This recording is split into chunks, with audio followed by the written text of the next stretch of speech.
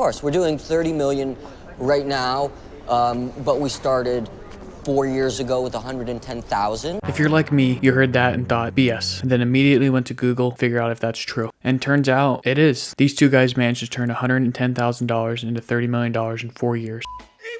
And so naturally, I went down a deep rabbit hole to figure out how they did it and why is nobody copying them, because this seems like the greatest strategy ever. Turns out, like all things, the idea is simple, but the implementation is very hard. So in this video, we're going to focus on the principle that these two guys used to turn $110,000 into $30 million in 4 years. And turns out it's a similar principle that venture capitalists and poker champions use. Before we get started, I just wanted to say thanks for watching, and I always appreciate feedback. This is my 4th video. So if you have anything that you think I should improve on or anything you want to hear talked about, please feel free to leave a comment below. I greatly appreciate it. Okay, so the idea that they used to turn $110,000 into $30 million and that venture capitalists and poker players use as well is called asymmetric bets. Take a look at this circle. The left side and the right side are clearly equal, so we would call this symmetrical. Now take a look at this circle. The left side is clearly smaller than the right side, and we would say that this is not symmetrical, or it's asymmetric. Okay, now that we have the basic idea of asymmetric versus symmetric, let's look at applying it towards bets, specifically betting on a stock. So again, as we can see here, this circle is clearly symmetrical. The left side and the right side are both equal. So now we'll say that the left side is our risk and our right side is the reward. So since it is symmetrical, the risk on the left and the reward on the right are the same. In this case, $100 each. But if we go over to the asymmetric circle, we can see that the risk is far less and the reward is far more. And in this example, we could risk $20 and we'd get $180. This is the idea of asymmetric bets. You risk far less than a symmetric bet,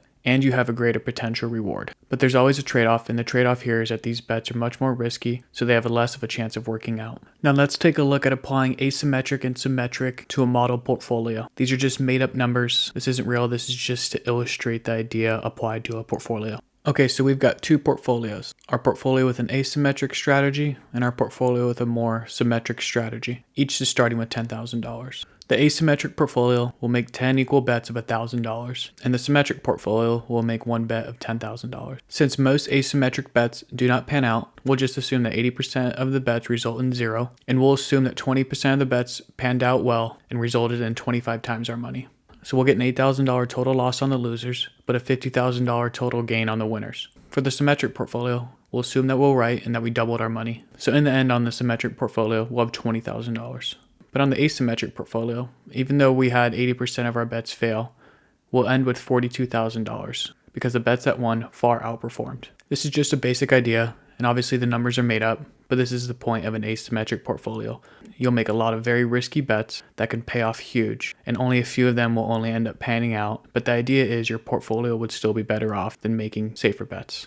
Alright, and lastly, we're going to talk about using options as a tool to make asymmetric bets. This is absolutely not a guide on how to trade options. We will not be covering the Greeks and other topics that are essential to know before trading options. Options are very risky, and you can and most likely will lose all of your money, but they can be a great tool, so I wanted to talk about them here. First, I just need to go over some option basics. One option contract equals 100 shares of the underlying stock. Options can be used for other things than stocks, but for this example, we're just going to refer to the stock. The buyer of the option contract pays a premium to the seller of the option contract.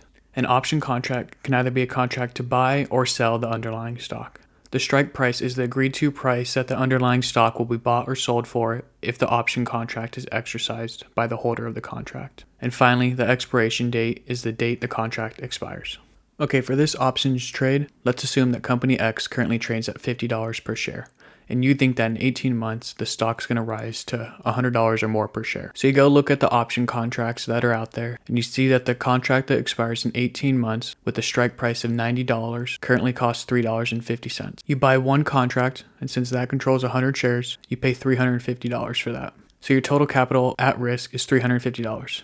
Now, if this was a normal trade, and you thought that in 18 months the stock was going to double, you would buy 100 shares, and we're using 100 because that's the number that one option contract controls. And so you would pay $5,000 for that right now. So your total capital at risk is $5,000. Now let's fast forward 17 months, 1 month before the option's going to expire, and it turns out you were right. The stock's now at $120. So your gain on your normal trade, the one where you just bought 100 shares, would be $12,000, which is what you would sell your 100 shares for, and you subtract what you paid, the $5,000, and so you've got $7,000, which is a return of 140%. Now back to the options trade. You go and you look and you see that you can sell your option that you paid $3.50 for a premium of $10. Now, Just a side note, why would somebody pay $10 for your options contract? Well, because they could exercise the contract at the strike price of $90 per share and sell that stock on the open market right away for $120 per share. And so their quick profit would be $12,000, which is what they get on the open market, minus the $9,000 strike price, and minus the $1,000, which is the $10 premium, times it by the 100 shares for a quick profit of $2,000. Okay, so now let's go back to our trades. So your gain on the options trade is as follows. You sold the contract for a $10 premium, and you times that by the 100 shares, so you received $1,000 when you sold. Now remember that you paid $350 for that. It was a $3.50 premium times the 100 shares. And so you're left with a profit of $650, which is a return of about 185%. So we risked far less money, only $350 compared to the $5,000, but we had a higher return, 185% as opposed to 140%. Now you might be saying, well, yeah, 185% is more than the 140%, but I'd take the $7,000 over $650. The idea is because you're risking less money up front, you can make more of these bets. And since you're making more of these risky bets, the idea is the portfolio return will be greater. Now, obviously, when you're picking your bets, you have to focus on a good risk reward, but that's just the basic idea.